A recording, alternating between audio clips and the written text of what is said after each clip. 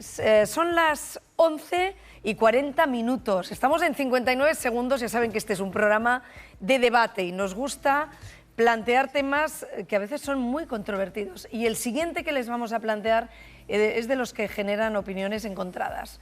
¿Ustedes están a favor o en contra de regular la prostitución? Este es el tema del que queremos hablar. La ministra Ana Redondo quiere abolirla antes de que termine esta legislatura. Pero este es un asunto que, como les digo, divide a la sociedad. Antes de entrar en el debate, vamos a conocer las claves, como siempre, con Pablo Collantes. Pablo, hola de nuevo. Vamos por partes, Gemma, porque en España no es delito ofrecer sexo a cambio de dinero, pero sí obtener beneficio de la prostitución ajena, el proxenetismo. La prostitución no está regulada por ley y hay dos posturas enfrentadas. Por un lado, los abolicionistas, que abogan por prohibirla, ya que consideran que no es un trabajo, sino una forma de discriminación y explotación sexual de la mujer. Y por otro lado, los reguladores, que defienden la legalización de la prostitución como un trabajo que libremente pueden ejercer las mujeres para que cuente con las protecciones y derechos propios de cualquier otra actividad profesional. Vamos a nuestro entorno porque en países como Alemania, Países Bajos o Bélgica abanderan la regulación de la prostitución como un trabajo más y, por el contrario, otros como Suecia, Francia e Irlanda encabezan el grupo de países que consideran la prostitución como sinónimo de explotación sexual de la mujer y la trata de personas. Al no ser un sector regulado en España, no hay cifras oficiales, pero según un estudio del Ministerio de Igualdad, habría más de 114.000 mujeres que ejercen la prostitución y de ellas el 80% podría estar en riesgo de trata con fines de explotación sexual. Y estos datos son alarmantes. España es el país europeo con mayor demanda de prostitución y está entre los 3 primeros del mundo. 1 de cada 3 hombres reconoce haber pagado alguna vez por tener sexo, un negocio que mueve en nuestro país algo más de 4.000 millones de euros al año en dinero negro. Gracias, Pablo. Pues nos acompaña aquí en el plató Núria González, es abogada del colectivo feminista abolicionista de Cataluña. Núria, buenas noches. Buenas noches. Ha dado muchos datos, Pablo, pero uno de ellos es 1 de cada 3 hombres reconoce haber pagado por tener sexo. Núria, para vosotros, abolir la prostitución es la solución. Es la única solución posible compatible con los derechos humanos. Cuando alguien defiende la regulación de la prostitución, no está defendiendo ningún derecho de ninguna mujer. Lo que está es defendiendo el derecho de los puteros a acceder al cuerpo de las mujeres previo pago e impunemente, que es lo mismo que decir violar a las mujeres previo pago e impunemente, porque lo que estamos hablando es de un vicio del consentimiento. Tanto que hablamos del consentimiento, tanto que hablamos de la ley del sí es sí, tanto que ponemos el consentimiento en el centro, pues cada vez que un hombre accede al cuerpo de una mujer mediante la prostitución, lo que está haciendo es acceder viciadamente a ese consentimiento que lo está evitando una consecuencia legal de lo que es una violación, porque esa mujer no quiere estar con él y todos los puteros tienen que saber que esas mujeres no quieren estar con ellos si no hubiera ese pago. Ese pago lo que hace es que son impunes a lo que, si no habría ese pago, estarían delante de un tribunal por violación. Eso es lo que están defendiendo las personas que defienden la regulación, el derecho de los hombres a acceder al cuerpo de las mujeres y de las niñas, porque en esas cifras faltan las cifras de que cada vez son más jóvenes.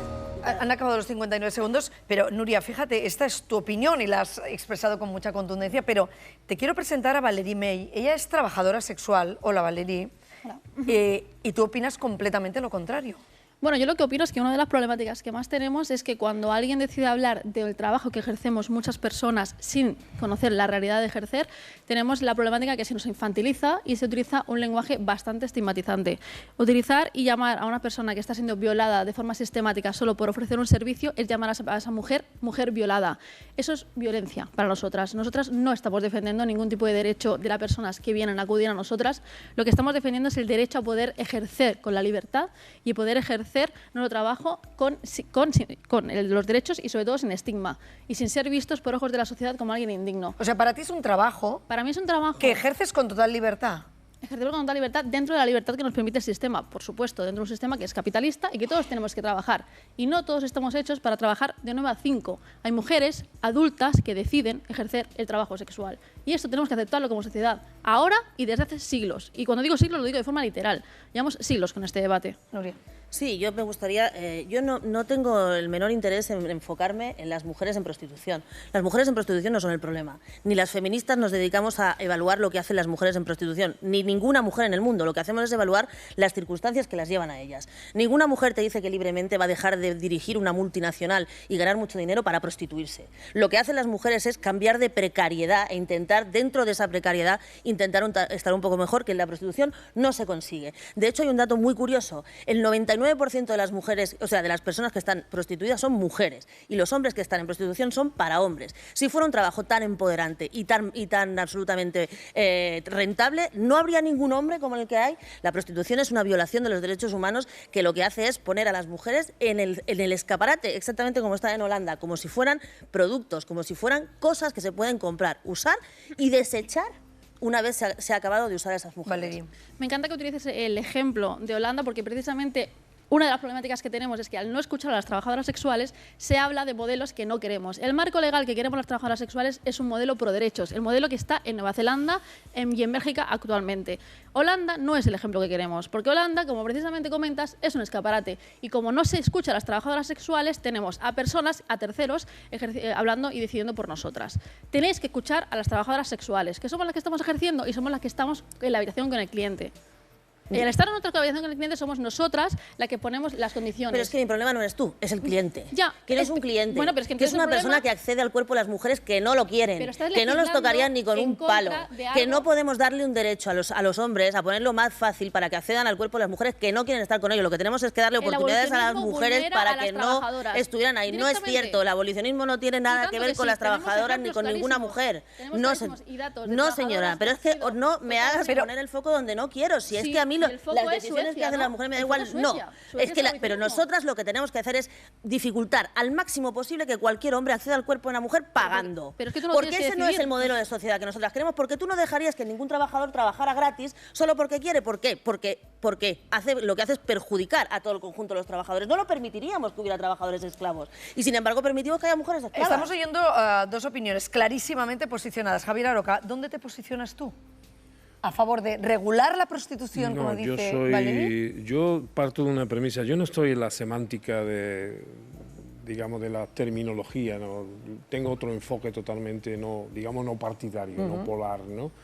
Y mi idea es que ni la mujer ni el sexo son una mercancía y no pueden ser objeto de compra y venta, y además encima, como tú has dicho antes o ha dicho nuestro compañero, en negro. Cuando algo se compra y se vende en negro, pues algo huele mal en Dinamarca, ¿no? Yo creo en la dignidad de la mujer, creo en la libertad y creo que el sexo, vuelvo a decir, no tiene que ser objeto de mercancía. Ahora bien, yo no creo que esto se pueda solucionar con una ley.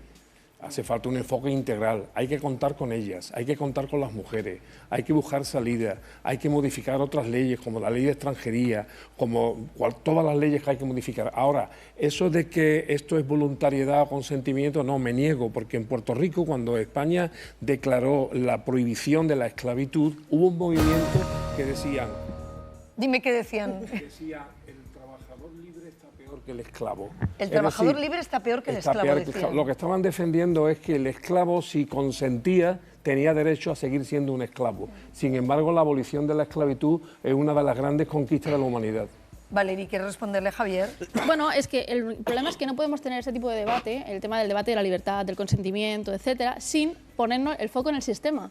Es el sistema capitalista el que nos lleva muchas veces a muchos a no tener consentimiento. Si no preguntemos a cualquier clase trabajadora, ¿cuánto de libertad tiene? Evidentemente, cuando nosotros hablamos de libertad, no hablamos de una libertad absoluta. Hablamos de la libertad que tenemos como trabajadores. Y para muchas, vuelvo a decir, es una opción. Porque el problema que tenemos con el sexo es que lo tenemos santificado. Y para nosotras es un servicio que ofrecemos, donde nosotras tenemos las condiciones, evidentemente, y tenemos que aceptar que somos mujeres adultas, donde consienten el decir, yo ofrezco este servicio. Y si tú no aceptas las condiciones que yo te estoy poniendo y los límites, que eso es una cosa súper importante dentro del trabajo sexual, no se da ese servicio. Y eso hay que entenderlo como sociedad.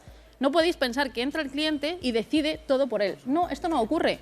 Porque nosotros somos las primeras que tomamos las decisiones. A mí me parece, personalmente, y hablo como, en este caso como varón, no usuario, me parece una auténtica humillación y un abuso del sistema machista capitalista el que los hombres puedan optar mediante precio al cuerpo de una mujer. Ya, pero es que no acceden directamente al cuerpo, acceden a un servicio que la trabajadora ha ofrecido de forma directa. No sé cómo claro, pero es infantilizar a la trabajadora. Valerie, pero sí acceden a tu cuerpo, ¿no? Sí acceden a tu cuerpo. Acceden a mi cuerpo. A cambio de un dinero. Bueno, acceden a mi cuerpo igual que un masajista, igual. Tenemos también que poner el foco, por ejemplo, vale, decirlo, el problema es los genitales. ¿Santificamos los genitales? No. Lo tenemos, y tanto que sí. Claro que los no. tenemos santificados Claro los que no, genitales. además ni siquiera el Porque problema una es el masajista sexo, que lo que utiliza el las problema es la manos, libertad no tenemos sexual, ningún problema. que la Una tenemos actriz regulada. Momento, que Nuria. se besa con el compañero claro. y que incluso tienen que poner a un equipo de intimidad, porque hay intimidad dentro del rodaje, a nadie le afecta, solo cuando hay sexo explícito. No es verdad. Pues lo siento. No es cierto, no estamos hablando de eso. Bueno, no nos infantilices tú a nosotras, por favor. Lo que estamos hablando es de la libertad sexual, que es un derecho en este país y que se protege. Se protege al punto de que hemos llegado a decir que un beso no consentido es una agresión sexual. Entonces, si es una libertad sexual... No, pero es que si es que tú tienes un consentimiento viciado, porque si no fuera por el billete que te pagan, Sistema capitalista. si no fuera por el billete que te Sistema pagan, capitalista. no consentirías. Y en cualquier contrato mercantil, vamos a ponernos a hablar de mercantil, que es lo que estamos hablando de un negocio. En cualquier contrato mercantil el consentimiento tiene que ser libre, informado y no tiene que estar coaccionado por ningún dinero ni por ninguna cosa. Vuestro consentimiento está totalmente coaccionado, no es válido, no sería válido en cualquier otro contrato. Por lo tanto, no estamos hablando del sexo, no somos puritanas, lo que estamos hablando es que si protegemos o no la dignidad y la libertad sexual de todas las personas. El otro día hubo un evento en la Universidad de las Islas Baleares promocionando la prostitución como un trabajo y la propia profesora que lo hizo a las dijo trabajadoras que de promocionar. para unas mujeres sí, pero para otras no. Pues mira, yo creo que no es para ninguna. Que ninguna mujer nace para puta y yo lo que no quiero para mí ni para mis compañeras no lo quiero para ninguna. Y tú misma has dicho que es un problema del sistema. Arreglemos el sistema. Mayoritariamente ejercen la prostitución las mujeres, pero también hay hombres. Hoy nos acompaña Gerard Funés, él es trabajador sexual. Gerard, hola, buenas noches. Buenas noches. ¿Por qué te dedicas a esto? Pues yo me empecé a dedicarme a esto por una situación condicional, ¿no? En un momento que no tenía ingresos, intenté profesionalizarme lo máximo posible y encontré de que era una fuente de ingresos que me podía mantener en una época en que no encontraría trabajo, ¿no? Sí que después, metiéndome en el activismo, he encontrado de que al final pues, acabamos siendo muy invisibilizados, ¿no? Y que todos los discursos en los que se habla de la prostitución, bueno, para mí es trabajo sexual, para diferenciarlo aún más de la explotación o la trata, no estamos presentes. Se habla del acceso de los hombres a los cuerpos de las mujeres, también hay acceso de hombres a cuerpos de hombres, pero evidentemente, ¿no? Comparto con Valerie la cuestión de que es un servicio, de que un trabajador en una fábrica también utiliza su cuerpo para su trabajo y que hay una parte de moralidad en los discursos abolicionistas, también que los discursos abolicionistas... Se acaban los 59, pero volveré contigo. Me falta oír la opinión de Nebrera y de Bob. Montse, ¿lo tienes claro? No es que lo tenga claro desde los puntos de vista que se han planteado. Entiendo lo que dicen, ¿no? Al final, ¿qué somos cada uno de nosotros para decir dónde empieza la libertad? Yo, en cambio, creo, desde mi punto de vista, que sí que hay un elemento moral a tener en cuenta.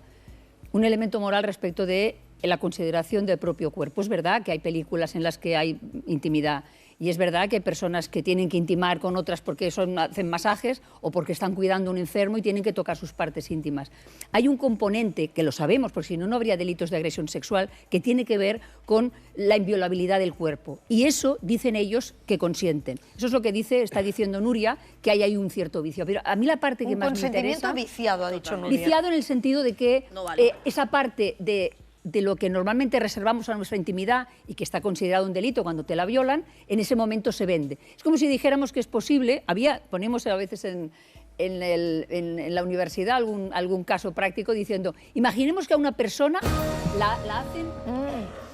Hoy me estoy quedando a medias. Venga, va, a ver. Venga. Imaginemos que utilizamos a enanos para tirarlos contra un blanco.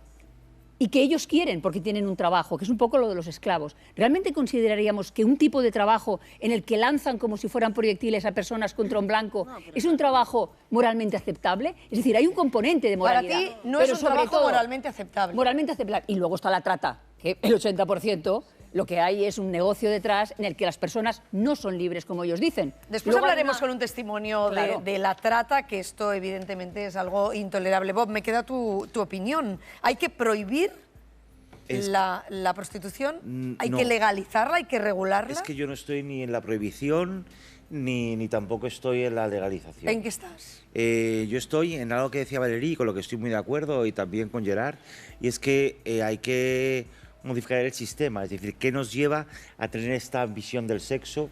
¿Qué nos lleva a mercantilizarlo todo, no solo los cuerpos? ¿Qué nos lleva? Pero además es que yo estoy aquí ahora hablando de esto con vosotros, y en otra cadena privada estamos asistiendo al programa Líder de Audiencia, donde una cadena privada de televisión ejerce de proxenetas de mujeres y hombres a quienes pagan para acceder al cuerpo de concursantes de ese programa. Totalmente de acuerdo. Es el programa Líder de Audiencia. Entonces, a lo mejor, antes de plantear este asunto de la abolición, porque además, ¿qué hacemos? ¿Los abolimos a ellos? ¿Les prohibimos? ¿Les mandamos a otra precariedad? A lo mejor lo que hay... Perdón, déjame terminar, yo te interrumpí en un momento. Un segundo, por favor. Vamos alargando el micrófono. Venga. Quiero decir que lo que hay que hacer es entender qué nos lleva a esto que obviamente está podrido y obviamente vulnera no solo derechos suyos, pero, Nuria, sino de la sociedad, porque lo que hace es perpetuar un modelo social tóxico, ultracapitalista, y que creo que no nos conviene a ninguno. Lo que nos lleva a esto es la demanda.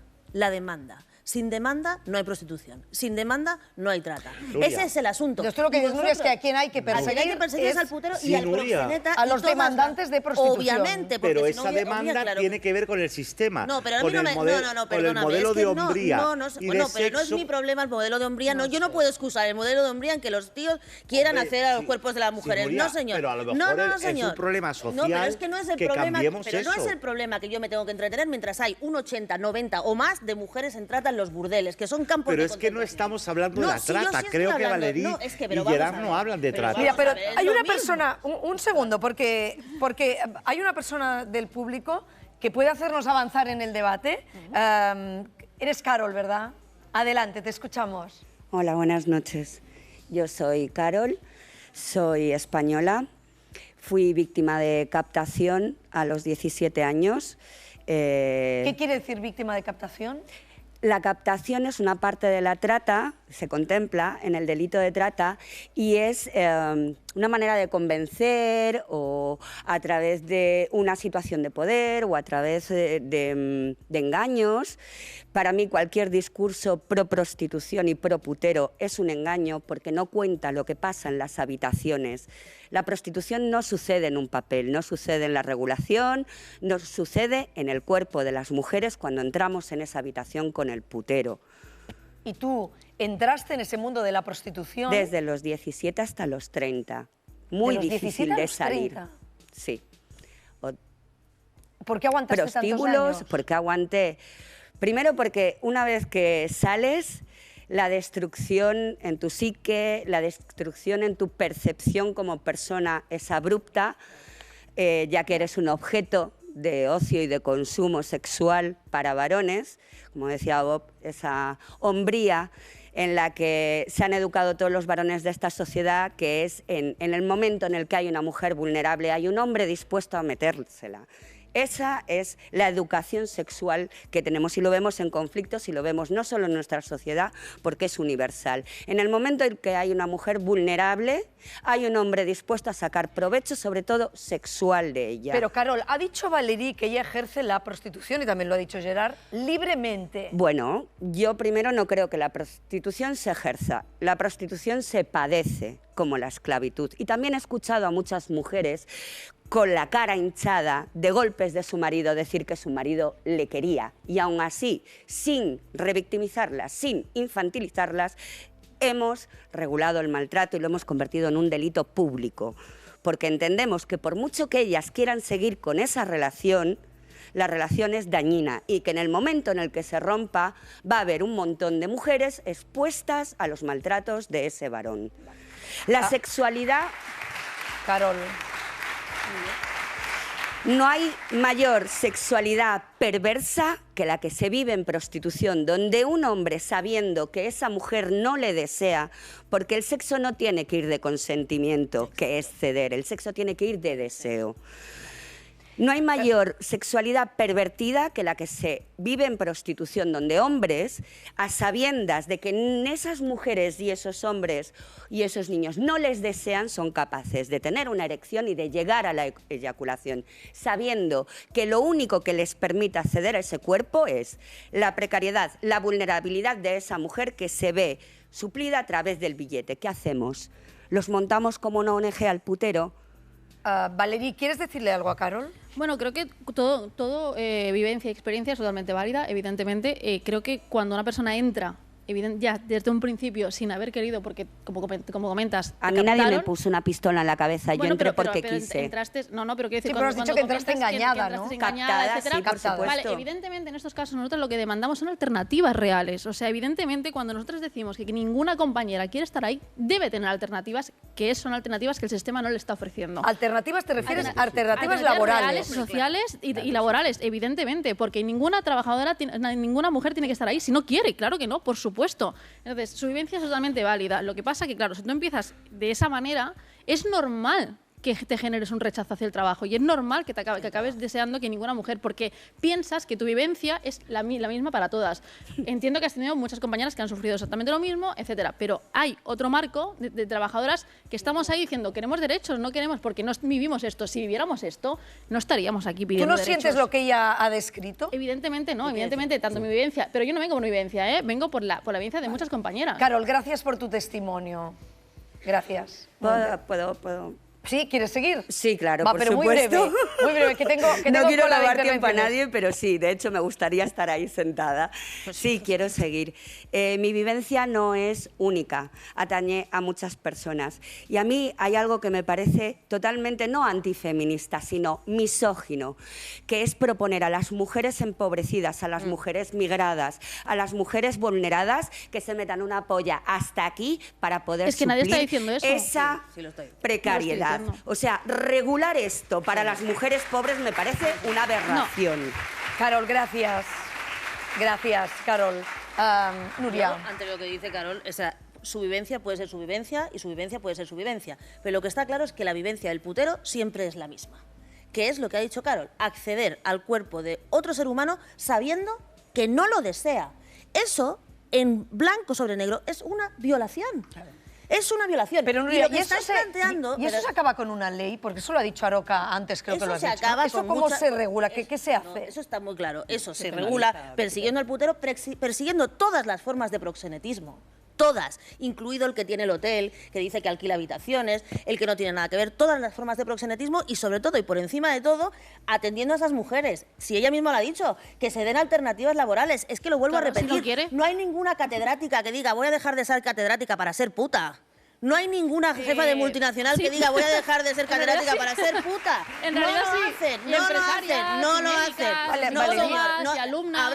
Sí, alumnas, claro, mujeres en precario, pero no hay ninguna que esté a gusto que diga no, mira, voy a dejar de estar bien para ser puta. Pero que me da igual. Es que vuelvo a repetir, lo que yo no quiero es facilitarle la vida a esos violadores bajo ningún concepto. Valeria ha dicho que sí, que hay gente que puede tener un trabajo fantástico y lo deja para dedicarse a la prostitución. No, es que no lo puede dejar, es que muchas compañeras lo alternan. Pero yo creo que el debate real, ahora tanto que ella insiste tanto con el tema de los puteros, los clientes. Vamos a hablar. ¿No te gusta llamarles puteros? Bueno, es que no es que sean descalificativos porque sean puteros, es simplemente que son clientes para nosotras. Pero bueno, yo creo que lo realmente importante es hablar de las consecuencias de ese abolicionismo que viene a denunciar a la demanda. Hablemos de lo que significa denunciar a la demanda. Denunciar a la demanda significa obligarnos a nosotras a trabajar de forma mucho más clandestina. Mentira, no.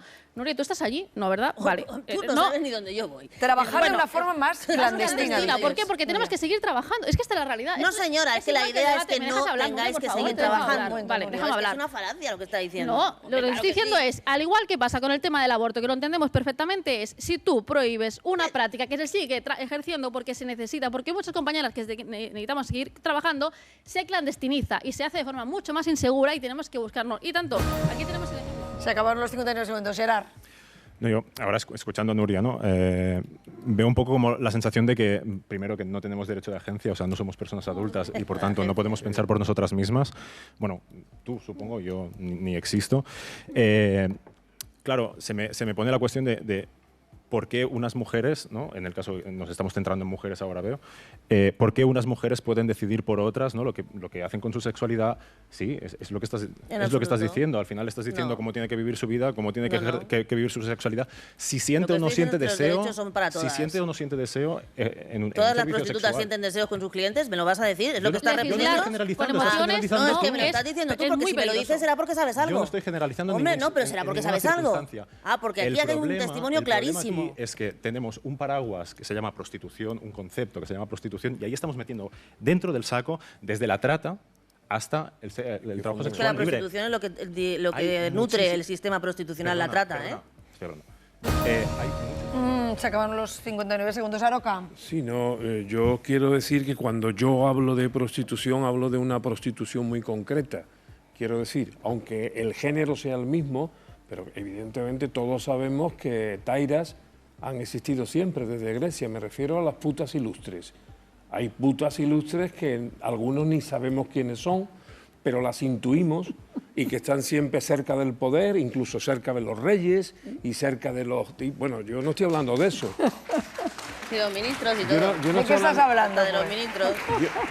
Yo no estoy hablando de las zetairas, ¿no? Que algunos eran hasta poetas, ¿no? O poetisas. Yo estoy hablando de estas señoras que yo me cruzo algunas mañanas por Madrid cuando apenas están haciendo el día y mujeres ya con más de 60 años todavía teniendo que ejercer en la calle la prostitución. Es decir, teniendo que ser humilladas y utilizando su cuerpo para poder vivir. Eso es una indignidad para la humanidad, no para las mujeres, sino para las mujeres y para los hombres. Como sociedad civilizada no podemos consentir... Hoy han bajado los 5...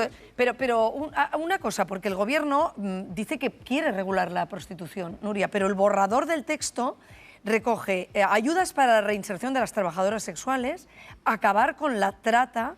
Sin embargo, no contempla penalizar a los consumidores de prostitución. Porque creo que tú me estás hablando de la ley contra la trata, ¿no? Es que la ley contra la trata no es una ley abolicionista, es una ley contra un delito que además tenemos que decir que Europa está impidiendo, o sea, está azuzando al gobierno español para que lo haga, que tiene hasta el 2026 para hacerla. Una ley contra la trata es como una ley contra el narcotráfico o una ley contra el fraude fiscal, es una ley contra el delito que se tiene que hacer. Eso no son medidas abolicionistas, son medidas que obviamente se tienen que implantar porque son que luchan contra un delito en concreto. La abolición es otra cosa. La abolición no es la prohibición, que es lo que han dicho al principio. La abolición es perseguir la demanda de prostitución porque entendemos que eso va contra los derechos humanos de todas las mujeres, porque prostituida una, prostituida todas, porque somos todas mujeres y se nos ve a todas como objeto de comercio, y perseguir el proxenetismo al putero y, por supuesto, ampliar un abanico gigante de derechos para esas mujeres, vestirlas de derechos, como dice Mabel Lozano siempre. Pero, Nuria, entonces la ley que quiere aprobar el Gobierno, que alguna vez la ministra ha dicho que pretendía aprobar, ¿no crees que sea una ley abolicionista? No, es una ley contra la trata. Es una ley que tiene buenas medidas porque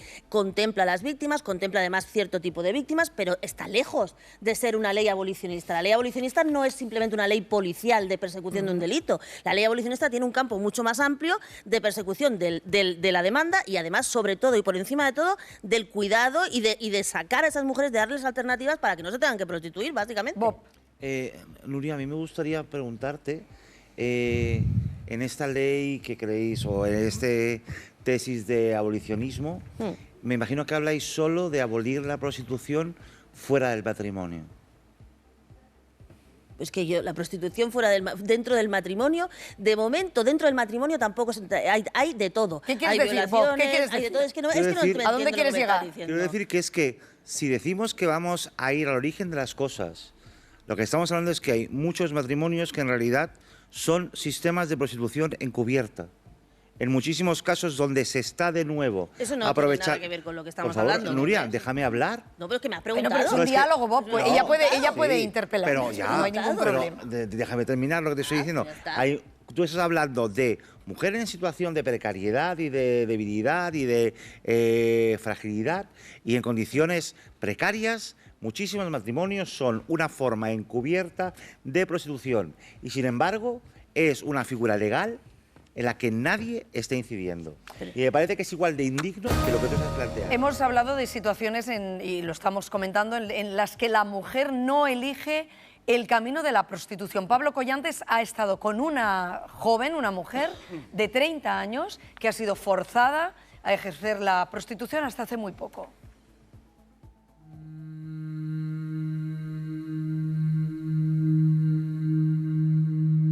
Te dicen, si quieres, haces uñas para la gente de estos, pero si no, también tenemos un centro de masajes que algunos clientes especiales se hacen. Masaje o uñas, yo lo que quiero es dinero porque tengo que pagar un alquiler. Y cuando llega el primer cliente, porque llegó una niña nueva, se acabó. O sea, fue violación al 100%. Fueron 3 horas completas en donde no paraba en ningún segundo y me maltrataba en todos los sentidos. Y desde ese momento ya todo se vino en picada. Apenas suben tu primera foto en estos portales, los teléfonos revientan, empiezan a cambiar todas las cosas, ya te tienes que quedar en el piso, ya tu cabeza está ahí, pero tus pensamientos no conectan con tu cuerpo y no te das cuenta de toda la situación, aún sabiendo que estás en el fondo de todo.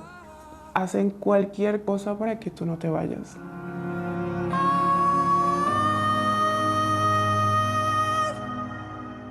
Yo lamentablemente tengo que decir que siempre va en aumento. Estadísticamente España es el primer país de Europa de destino de trata de personas y una cifra muy horrorosa es que somos el tercer país del mundo con mayor consumo de prostitución. Donde hay vulnerabilidad hay posibles tratantes, explotadores, prostituidores que andan detrás de esas mujeres. No tenemos una ley abolicionista, una ley que ponga el foco, una ley que entienda que la prostitución es una forma de violencia hacia la mujer máxima. Ya tienes que vender droga, ya tienes que quedarte toda la madrugada porque pagaron por eso. Pero mi cuerpo está completamente lleno de moretones y alguien tiene que saber que yo estoy sufriendo, porque si a mí me matan en este país, nadie se iba a enterar. Cuando me vienen a buscar y me llevan a la asociación y la primera persona que te recibe te da un abrazo, no era ese contacto de quiero abusar de ti, sino era un contacto de estás bien, estás segura. Tenemos un número de 24 horas al que puede cualquier mujer llamar o cualquier ciudadano o ciudadana que detecte cualquier mínimo indicio de que una mujer puede estar siendo prostituida. Vamos a estar en ese camino de libertad donde ella toma las decisiones, donde ella es el centro.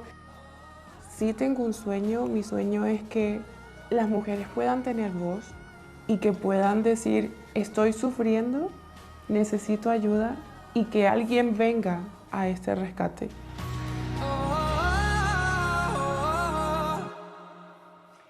Bueno, pues estábamos escuchando los testimonios de esta mujer, una mujer que se sentía obligada a ejercer la prostitución. Valerie, yo para terminar te quiero preguntar a ti y a Gerard, tú si tuvieras otro trabajo, ¿dejarías la prostitución? Mira, yo estoy ejerciendo el trabajo sexual, ¿vale? Ahora mismo, porque evidentemente es una decisión. Si yo tengo la opción de coger otro trabajo, como puede ser en cualquier otras opciones, ¿me lo pensaría o no? Ahora mismo no me lo planteo, pero es que... Pero no buscas otras opciones. No, ahora mismo no. ¿Estás bien como estás? Yo no estoy bien como estoy, pero es que volvemos a lo mismo. El debate no es tanto lo que haga una persona individual o no, sino la falta de derechos. Me parece que es muy peligroso cómo se sesga a veces el mensaje constantemente de poniendo testimonios de personas que evidentemente han sido forzadas, que no tienen absolutamente nada que ver con lo que estamos defendiendo nosotros, que lo que estamos defendiendo es esa falta de derechos y el querer perseguir a nuestra demanda, que eso a nosotros nos afecta Valerie, de pero forma ¿tú no directa. crees que esto es una realidad Es que de la que estamos hablando, que es la trata, la gente que se siente obligada? El estudio del Ministerio de Igualdad tiene datos perfectamente, o sea, ellos mismos que son abolicionistas, el Ministerio de Igualdad tiene datos de que la trata en España ronda entre el 8,52% al 15,40%. Esos son datos que podéis encontrar en este mismo trato, o sea, no me lo estoy inventando. O sea, se vuelve a utilizar la trata como el 80-90%. Ese dato es falso, ¿vale? Y además, volvemos a lo mismo, si estamos hablando de la trata, hablemos de las causas de por qué hay trata. Tengo que terminar. No, De verdad que has hablado muy poco. Trata y explotación sexual no es exactamente lo mismo, ¿eh? La trata es un delito que está además, es crimen organizado en el que las mujeres, y pueden ser hombres y pueden ser órganos... Pero un delito tipificado por las leyes. Tipificado por las leyes. Entonces, perseguirlo de alguna manera, pues está bien. Y podrá ser a lo mejor un 8. De lo que estamos hablando es de los aparcaderos, de los establos en los que viven mujeres que van recibiendo uno detrás de otro a razón de 10 o 15 o 20 euros a uno, a otro y a otro, de las que han hablado algunas y que yo he conocido directamente porque en su día la consellera Tura entró en alguno de estos establos y se encontró realidades de la... Bueno, Terminamos. Gerard, la última opinión y voy con Nuria. Tenéis una visión muy reduccionista de lo que es el trabajo sexual. Vaya, os digo que eso existe. Perdón. Hay una parte que es así, pero el trabajo sexual es mucho más amplio, es mucho más diverso. Incluye personas trans, incluye personas LGTBI en general, incluye hombres, incluye personas que lo hacen de manera condicionada, personas que lo hacen de manera libre. Os animo a que vengáis a entidades como Stop SIDA, por ejemplo, y habléis con las personas que están ahí, que tienen sus grupos de encuentros de trabajadores sexuales y trabajadoras sexuales, y escucharéis las voces de otras realidades que no estáis contemplando y que no les estáis dando libertad de agencia, de pensar como personas adultas. Pensáis que no son adultas directamente. Es una vergüenza que tengamos que estar diciéndole a las personas qué tienen que hacer, qué tienen que dejar de hacer y además negarles el pan con una ley que, vale, sí, perseguía explotadores, pero a la vez nos quitaba el pan de nuestros clientes y además nos podían echar de casa porque podía delatarnos nuestro casero. Eso es exclusión social pura y dura. 10 segundos. 10 segundos para terminar. Cada vez que facilitamos el camino a los puteros, estamos facilitando el acceso al cuerpo de las mujeres y de las niñas cada vez más jóvenes en cositas como OnlyFans y estos inventos que cada una de ustedes, de las que me están viendo aquí y en casa, tienen que saber que sus niñas están todas en peligro, que están las que tienen el móvil en la mano, de entrar en el sistema prostitucional en manos de estos hombres que, aunque no los deseen, las van a obligar a acostarse con ellos. Así que es un modelo social. Gracias por haber estado aquí. Continuamos porque hemos escuchado vuestras opiniones sobre cómo afrontar el tema de la prostitución, pero ahora quiero dar voz a Amelia Tiganos. Amelia, una mujer que llegaste a España después de que... Buenas noches. Buenas noches. Amelia, bienvenida. Después de que un proxeneta pagara 300 euros por ti. Sí. ¿A quién le pagó 300 euros? Pues a mí me captan siendo menor de edad en Rumanía, que es mi país de origen, y aprovechándose de una tremenda situación de vulnerabilidad que estaba sufriendo, de exclusión social, de ya tener la etiqueta de puta porque había sufrido distintas violaciones a partir de los 13 años.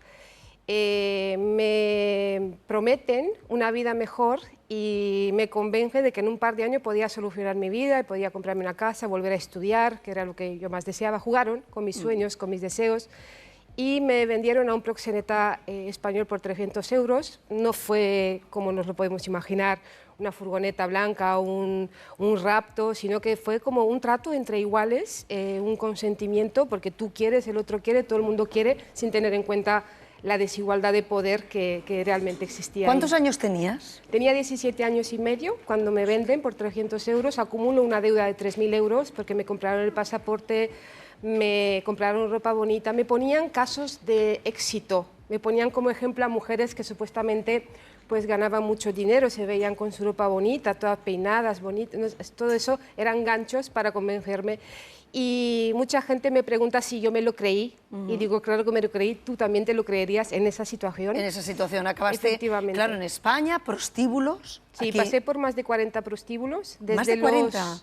Desde los 18 hasta los 23 años. ¿Pero por qué? ¿Te iban cambiando de prostíbulos? Sí, sí, los prostíbulos funcionan como en red porque los puteros no quieren ver el mismo culo porque para eso tienen a la parienta gitando a los puteros, y porque los proxenetas también nos quieren en constante situación de desarraigo para que no podamos como elaborar o profundizar en las relaciones. O sea, que está claro que las mafias que existen se aprovechan de mujeres como tú, mujeres en situación de vulnerabilidad. Sí, las con mafias, un sistema muy organizado, muy establecido, ¿no? Por lo que ultra organizado, y además las mafias no son los de fuera. Los grandes mafiosos de la explotación sexual y de la prostitución son autóctonos.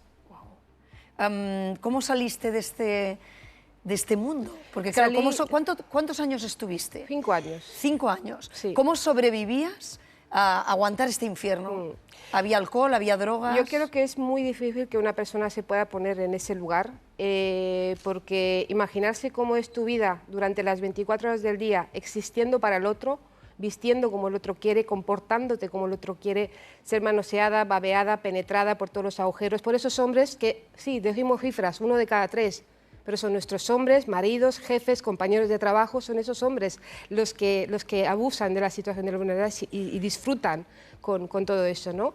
Yo consigo salir después de 5 años cuando peto, porque la vida útil de una puta, en esa situación de sobreexplotación que se suele dar en este país, el más putero de Europa, es de 2 a 3 años, en palabras de proxenetas. Yo llegué a 5 Y cuando ya no pude hacer el papel de la puta feliz, porque después de toda esta experiencia, además tienes que hacerlo como encantada de la vida, ¿no? Eso es lo más perverso que puede tener el sistema. Pues simplemente colapsé y me echaron, como a mí, a muchas. ¿Por qué? Porque les salí muy rentable y en la puerta había otras 3 nuevas de 18 añitos creyendo que su vida se iba a solucionar de la misma manera. Y me gustaría decir algo que a mí me costó mucho tiempo entender. Yo no me identifiqué durante muchos años como víctima. No tenía ni idea de que había sido víctima de trata. ¿Por qué? Porque supuestamente yo había consentido, yo había querido eso que me dijeron. Yo sabía que venía la prostitución. Y parece ser que en este mundo y en este país en concreto, si sabías que venías a la prostitución, te merece todo lo malo que te pase por puta. Y a mí también me engañaron, porque no me dijeron las consecuencias que iba a tener eso sobre mi salud. No me explicaron el sistema que hay montado para sacarles el dinero a las mujeres. No me hablaron no solo de lo malo que he vivido en esos años, sino todo lo bueno que no pude vivir, que me robó el sistema prostitucional. Pero dices, yo en ese momento no me veía como víctima. ¿En qué momento te das cuenta que has sido una víctima? Pues cuando yo asimilo que fui víctima de trata es cuando empiezo a formarme, cuando la primera vez que vi el protocolo de Palermo y vi que el consentimiento es absolutamente irrelevante, porque el consentimiento de una víctima no puede excusar, digamos, al proxeneta, como de la misma manera no puede excusar a los prostituidores, a los puteros, y porque todo está centrado en el consentimiento, y parece ser que si consientes algo, esto todo vale, ¿no? Y hay una cuestión muy importante que aprendí a través de la terapia, que es que muchas veces, como estrategia de supervivencia, nos tenemos que someter a la violencia para poder sobrevivir.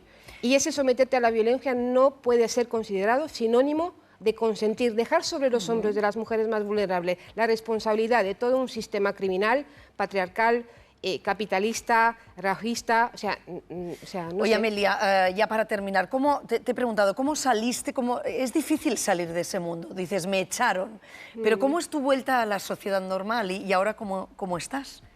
Bueno, ahora estoy muy preocupada por la situación que estamos viviendo. En este momento pues soy una de las caras más visibles en la lucha contra el proxenetismo. También soy la presidenta de la Federación Estatal de Mujeres Abolicionistas. Tengo mi propio proyecto, el Proyecto Social de Margui, y trabajamos muchísimo dando formación no solo a profesionales, sino también en centros educativos y en institutos. Y hoy en día, todos los días veo cómo hay niñas que son captadas y engañadas porque se les está diciendo que van a ganar mucho dinero, que eso es totalmente inocuo, y mientras nuestros representantes políticos no toman la decisión de aprobar una ley, que al igual que tenemos una ley que castiga el crimen, sigue habiendo crímenes, sí, pero hemos dicho, esto no puede ser tolerable en nuestra sociedad. De la misma manera necesitamos esa ley para decirles a los hombres que acceder sexualmente al cuerpo de las mujeres no está bien, haya dinero de por medio o no. Amelia, muchísimas gracias por Gracias, haber venido al Gemma. programa. Gracias, un placer. Gracias.